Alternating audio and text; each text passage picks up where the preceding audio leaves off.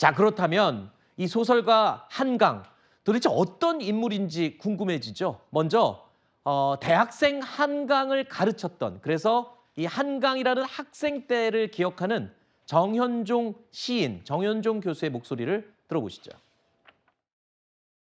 학부 때 내 시창작 교실에 수강했어요. 한강 시인이. 그때 내가 학생들 시를 가지고 수업을 했는데 그때 그 한강 시를 읽으면서 한 얘기는 무당 같은 그런 데가 있다. 머리 굴려서 쓴 게 아니고 그야말로 일종의 무당 같다는 얘기를 뭐라고 설명하기가 지금 어려워요. 그런 한마디를 쓴 적이 있는데 그거를 그 본인도 기억을 할 겁니다. 놀라운 일이죠. 반가운 일이고 축하할 일이죠. 하여간 한국 작가가 처음 그런 상을 탔다는 거는 아주 축하할 만한 일이다.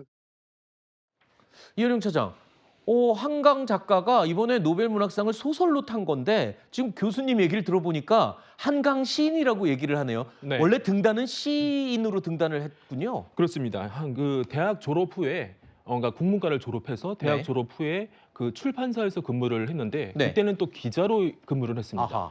거기서 습작을 본인이 계속 하다가 네. 그 처음에 이제 등단한 게 1993년 문학과 사회에 서울의 겨울 등 시 4편을 실으며 시인으로 등단했습니다. 네. 아니, 그런데 이 한강 작가 이번에 노벨 문학상을 탄 게 처음 세계적으로 알려진 게 아니라 이미 국제적으로도 유명한 상을 받았던 적이 있더군요. 그렇습니다. 앞서 말씀드렸던 것처럼 그 한국인 최초로 영국의 맨 부커상을 수상했습니다. 이 상 역시 영국의 권위 있는 문학상인데요.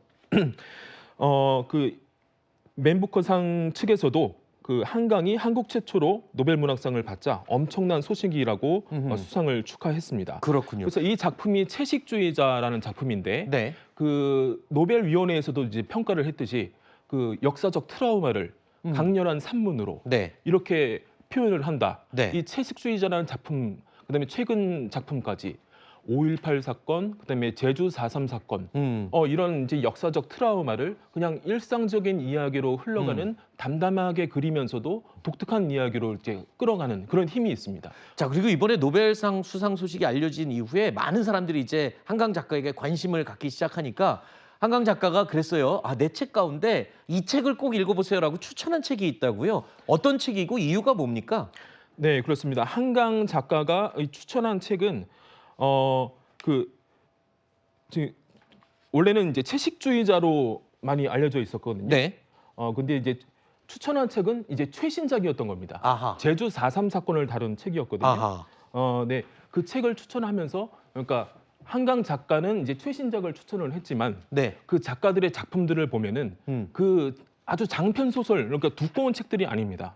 이제 좀 가벼운 그런 장편 소설인데 가볍게 읽기 좋은 작품들이라서 네. 꼭 뭐 한강 작가가 추천한 책, 네. 구할 수 있는 책을 우선 이제 구해서 네. 읽어보시는 것도 좋겠습니다. 네. 자, 그리고요, 이렇게 이 한강 작가에 대해서 전 세계인들의 이목이 쏠리면서 작가 한강이라는 사람에 대해서 알게 되는 사실이 더 많아지는 것 같습니다. 여러분, 놀라운 사실이 있는데요. 시인에서 소설가로, 그리고요, 가수로 데뷔한 적은 없지만 싱어송라이터로 본인이 작곡하고 노래까지 부른 적이 있는 것으로 확인이 됐습니다. 구름은 뭉클뭉클 피어나 어디로 흘러 떠나가는지 하나 둘 깨어나는 나무들 가지를 뻗어올렸어.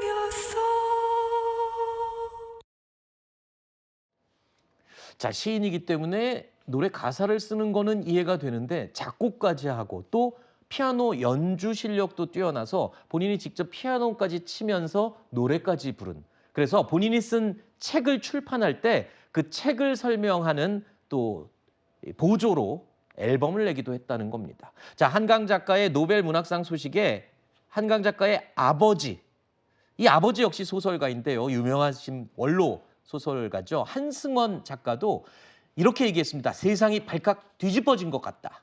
라고 말입니다.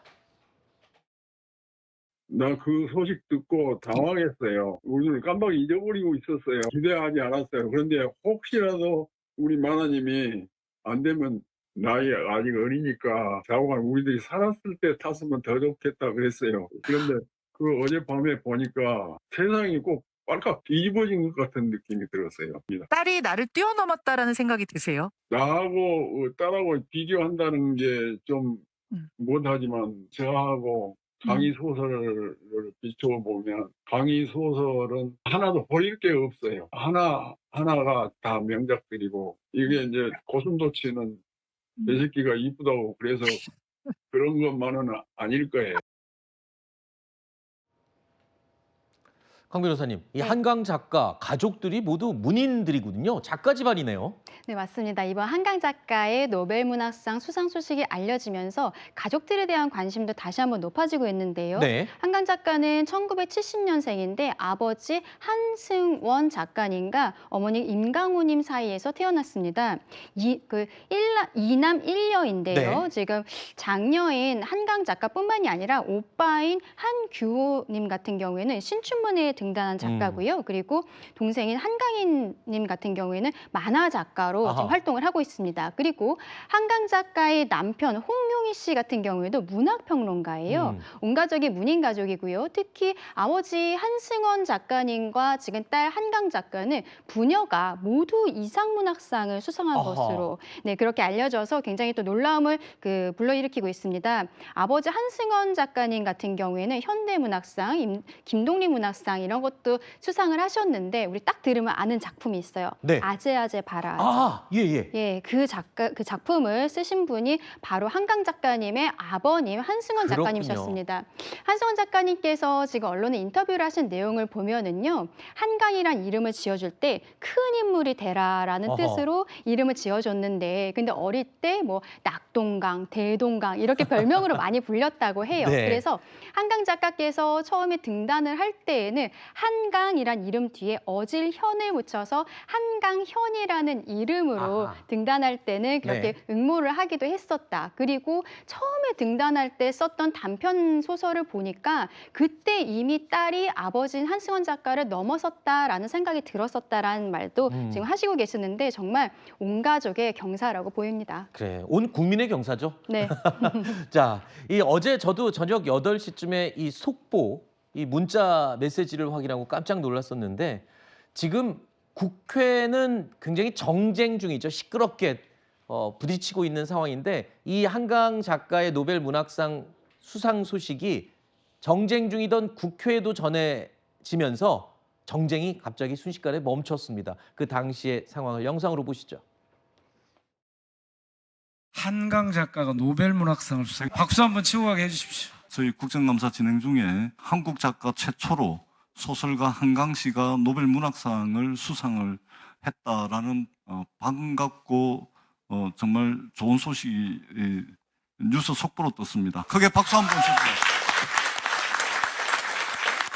앞으로 노벨 평화상, 노벨 문학상에 이어서 과학 기술계로 노벨상을 받을 수 있는 일들이 연속해서 있었으면 좋겠다라는 그런 기대를 우리 국민들과 함께 합니다.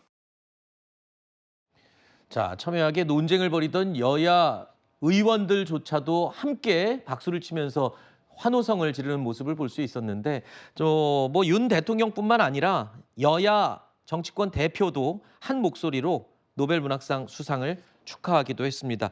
한강 작가 덕분에 온 국민이 지금 기쁜 소식으로 설레고 있죠. 자, 이 국내 서점들도요, 오랜만에 사람들이 북적이고 있습니다. 또 가을 아닙니까? 청고마비의 계절이고 독서의 계절입니다. 시민들의 목소리 들어보시죠.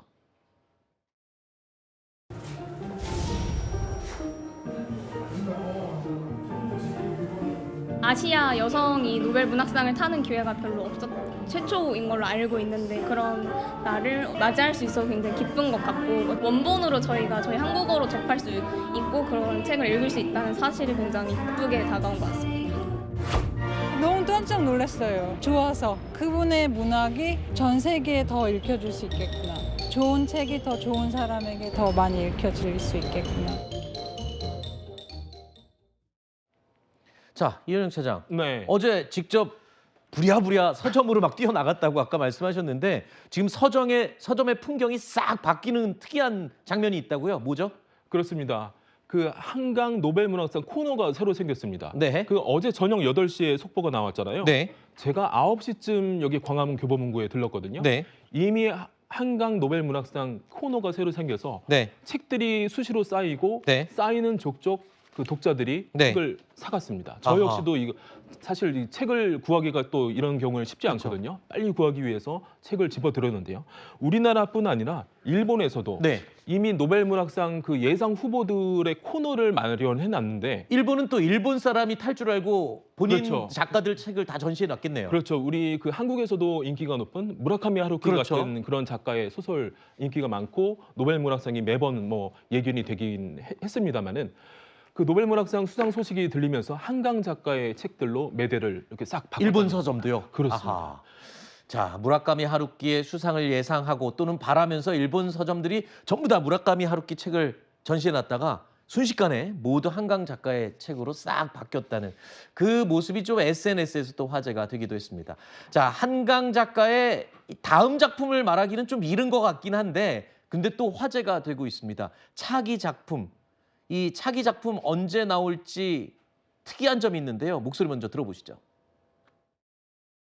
제가 장편 소설 한 편을 쓸 때 얼마나 걸리나 계산을 해봤더니 가장 길게 걸린 게 4년 반이고 가장 짧게 걸린 게 1년 반이었어요. 평균을 내면 한 3년 정도 되는 것 같아요. 10년이면 운이 좋으면 한 3편?